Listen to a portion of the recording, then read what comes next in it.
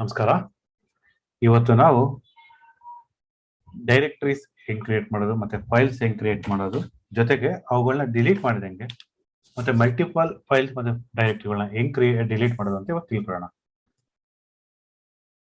ನಿಮ್ಗೆ ಒಂದು ಸಾಧಾರಣ ಭಾಷೆಯಲ್ಲಿ ಕೊಡ್ತೀನಿ. ಡೈರೆಕ್ಟರಿ ಅಂತ ಏನಂದ್ರೆ ನಥಿಂಗ್ ಬಟ್ ಅ ಫೋಲ್ಡರ್. ನಾವು ಮೈಕ್ರೋಸಾಫ್ಟ್ ಅಲ್ಲಿ ಹೆಂಗೆ ನಾವು ಫೋಲ್ಡರ್ ಅಂತ ಕರಿತೀವಿ, ಇದರಲ್ಲಿ ಅದೇ ರೀತಿ ಡೈರೆಕ್ಟರಿ ಅಂತ ಕರಿತೀವಿ. ಫೈಲ್ಸ್ ಮೈಕ್ರೋಸಾಫ್ಟ್ ಅಲ್ಲೂ ಫೈಲ್ಸ್ ಅಂತ ಕರಿತೀವಿ, ಮತ್ತೆ ಲಿನಕ್ಸ್ ಅಲ್ಲೂ ಫೈಲ್ಸ್ ಅಂತ ಕರಿತೀವಿ. ಈಗ ನಾವು ಡೈರೆಕ್ಟರಿ ಹೆಂಗ್ ಕ್ರಿಯೇಟ್ ಮಾಡೋದು ಅಂತ ನೋಡೋಣ. ನಾನು ಈ ಡೈರೆಕ್ಟರಿ ಕ್ರಿಯೇಟ್ ಮಾಡ್ತಾ ಇರೋದು ಟೆಂಪ್ ಫೈಲ್ ಅಲ್ಲಿ, ಟೆಂಪ್ ಫೋಲ್ಡರ್ ಅಲ್ಲಿ cd/temp ಒಳಗೆ ಹೋಗ್ತೀನಿ ನಾನು. ನೀವು ಅಷ್ಟೇ ಟೆಂಪ್ ಅಲ್ಲಿ ಹೋಗ್ಬಿಟ್ಟು ಅಭ್ಯಾಸ ಆಗಾರೆ ಇಲ್ಲಿ ಮಾತ್ರ ಮಾಡಿ, ಬೇರೆ ಎಲ್ಲಿಗೂ ಹೋಗ್ಬೇಡಿ. ಇಲ್ಲಿ ಬಂದು ಏನ್ ಮಾಡ್ತೀನಿ ನಾನೊಂದು ಡೈರೆಕ್ಟರಿ ಕ್ರಿಯೇಟ್ ಮಾಡ್ತಾ ಇದ್ದೀನಿ. mkdir ಮೇಕ್ ಡೈರೆಕ್ಟರಿ dir1 ಅಂತ ಕ್ರಿಯೇಟ್ ಮಾಡ್ತಾ ಇದ್ದೀನಿ ನಾನು. ಎಂಟರ್. ಸರಿನಾ? ಇದನ್ನ ಚೆಕ್ ಮಾಡಿದ್ರೆ ಹೆಂಗೆ, ನೀವು LS ಅಂತ ಹೊಡೀರಿ. ಸದ್ಯಕ್ಕೆ ಇದ್ರ ಬಗ್ಗೆ LL ಅಂದ್ರೆ ಏನು ಅಂತ ನಾನು ಮುಂದಿನ ವಿಡಿಯೋದಲ್ಲಿ ಹೇಳ್ತೀನಿ. ಸದ್ಯಕ್ಕೆ LS ಅಂತ, LS ಅಂದ್ರೆ ಲಿಸ್ಟ್ ಅಂತ. ಸೊ ಅದು ಲಿಸ್ಟ್ ಮಾಡ್ತೀವಿ ಅಂತ ಇದು ನೋಡಿದ್ರೆ ನೀವು ಡೈರೆಕ್ಟರಿ ಆಗಿದೆ. ಸೊ ಡೈರೆಕ್ಟರಿನ ಅದು ಬ್ಲೂ ಕಲರ್ ಅಲ್ಲಿ ಬರುತ್ತೆ. ಫೈಲ್ಸ್ ನೋಡಿ ಇಲ್ಲೇ ಬ್ಲಾಕ್ ಅಲ್ಲಿ ಬಂದಿದೆ, ಆಯ್ತಾ, ನೀಲಿ ಬಣ್ಣದಲ್ಲಿದೆ ಮತ್ತು ಕಪ್ಪು ಬಣ್ಣದಲ್ಲಿದೆ. ನಿಮ್ಗೆ ಅದು ಗೊತ್ತಾಗಿದೆ. ಈಗ ನನಗೆ ಮಲ್ಟಿಪಲ್ ಬೇಕು. ಮಲ್ಟಿಪಲ್ ಅಂದ್ರೆ ನನಗೆ 1 ಆಗಿದೆ, 2 ಬೇಕು, 3 ಬೇಕು, ಹಾಗೂ 4. ಅಂದ್ರೆ ನೀವು ಒಂದೇ ಸಲಿಗೆ ಮಲ್ಟಿಪಲ್ ಕ್ರಿಯೇಟ್ ಮಾಡಬೇಕು. ಪದೇ ಪದೇ ಕ್ರಿಯೇಟ್ ಮಾಡೋ ಅವಶ್ಯಕತೆ ಇಲ್ಲ.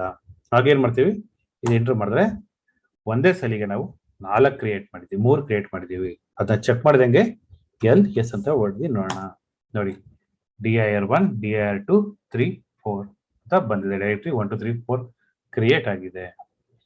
ಇದನ್ನ ಡಿಲೀಟ್ ಮಾಡಿದೆ ಹೆಂಗೆ, ಅದಕ್ಕೆ ಸಿಂಪಲ್ rmdir ಅಂತ ಟೈಪ್ ಮಾಡಿ ಸ್ಪೇಸ್ dir1 ಅಂತ ಕೊಡಿ. rmdir1 ಅಂತಂದ್ರೆ ಏನರ್ಥ ಅಂದ್ರೆ remove the directory. Enter. LS ನೋಡಿ ಅದೇ ಡೈರೆಕ್ಟರಿ ರಿಮೂವ್ ಆಗಿದೆ, ಕಾಣಿಸ್ತಾ ಇದೆಯಾ? dir ರಿಮೂವ್ ಆಗಿದೆ. ಈಗ ನನಗೆ ಹೆಂಗೆ ಮಲ್ಟಿಪಲ್ ಕ್ರಿಯೇಟ್ ಮಾಡೋದು ಹಂಗೆ ಮಲ್ಟಿಪಲ್ ಡಿಲೀಟ್ ಮಾಡಬೇಕು. ಅವಾಗ ಏನ್ ಮಾಡಬೇಕು, ಸೇಮ್ ಅದೇ ತರಾನೇ dir3 dir4 ಅಂತ ಮಾಡಿದ್ರೆ ಎಂಟರ್ ಹೊಡಿರಿ, LS ಹೊಡಿರಿ, ನೋಡಿ ಅದು ಡಿಲೀಟ್ ಆಗಿದೆ. ಈ ರೀತಿ ನೀವು ಡೈರೆಕ್ಟರಿಗಳನ್ನ ನೀವು ಕ್ರಿಯೇಟ್ ಮಾಡಬಹುದು ಹಾಗೂ ಡಿಲೀಟ್ ಮಾಡಬಹುದು. ಈಗ ಇನ್ನೊಂದು ಬರುತ್ತೆ, ಈಗ ಫೈಲ್ ಹೆಂಗ್ ಕ್ರಿಯೇಟ್ ಮಾಡೋದು ಅಂತ.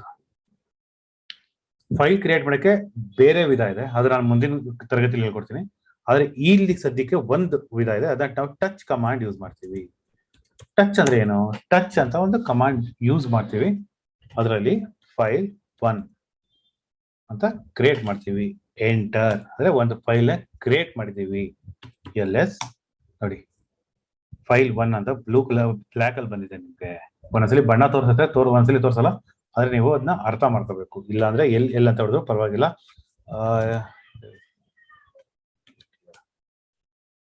ಓಕೆ, ಸಾರಿ, ಫೈಲ್ ಇಲ್ಲಿ ಬಂದಿದೆ.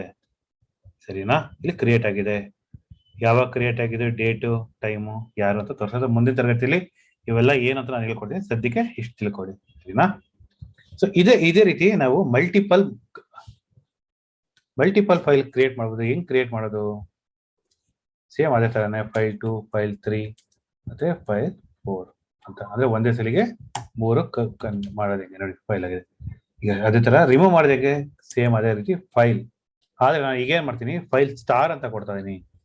ಫೈಲ್ ಸ್ಟಾರ್ ಅಂತ ಕೊಟ್ಟಾಗ ಏನಾಗುತ್ತೆ ಅಂದ್ರೆ, ಅದು ಫೈಲ್ ಮುಂದ್ಗಡೆ ಏನೇ ಇರಲಿ, ಯಾವುದೇ ಫೈಲು ಸ್ಟಾರ್ಟಿಂಗ್ ವಿತ್ FILE ಅಂತ ಅಂದ್ರೆ FIL ಅಂತ ಬೇಕಾದ್ರೆ FIL ಅಂತ ಕೊಟ್ಟರು ಸರಿ. ಏನೇ ಫೈಲ್ FI ಶುರು ಆದ್ರೆ ಡಿಲೀಟ್ ಮಾಡು ಅಂತ ಹೇಳ್ತೇನೆ, ಆಯ್ತಾ? ಎಂಟರ್ ಕೊಟ್ರೆ ಎಸ್ ನೋಡಿ ಅದೇ ತೋರಿಸ್ತು. ನಾನೇನೋ ಮಾಡಿಲ್ಲ, ಒಂದೇ ಕಮಾಂಡ್ ಅಲ್ಲಿ ನಾನು ಪದೇ ಪದೇ ಕೊಡೋ ಅವಶ್ಯಕತೆ ಇಲ್ಲ. ನೀವು ಇದೇ ರೀತಿ ನೀವು ಡೈರೆಕ್ಟರಿ ಕೂಡ ಮಾಡ್ಬೋದು. ಹೆಂಗೆ rmdir ಅಂದ್ಬಿಟ್ಟು ಸ್ಟಾರ್ ಕೊಟ್ರೆ ಅದು ಬರೋದಂತೆಲ್ಲ ಡಿಲೀಟ್ ಆಗುತ್ತೆ. ಇದನ್ನ ಚೆಕ್ ಮಾಡಿದಂಗೆ LS ಅಂತ ಹೇಳಿದ್ರೆ ಅದು ತೋರಿಸುತ್ತೆ. ಸರಿನಾ ಸ್ನೇಹಿತರೆ?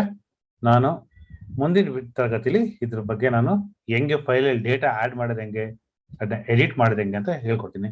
ಸದ್ಯಕ್ಕೆ ಇಷ್ಟು ತಿಳ್ಕೊಂಡಿರಿ. ಧನ್ಯವಾದಗಳು.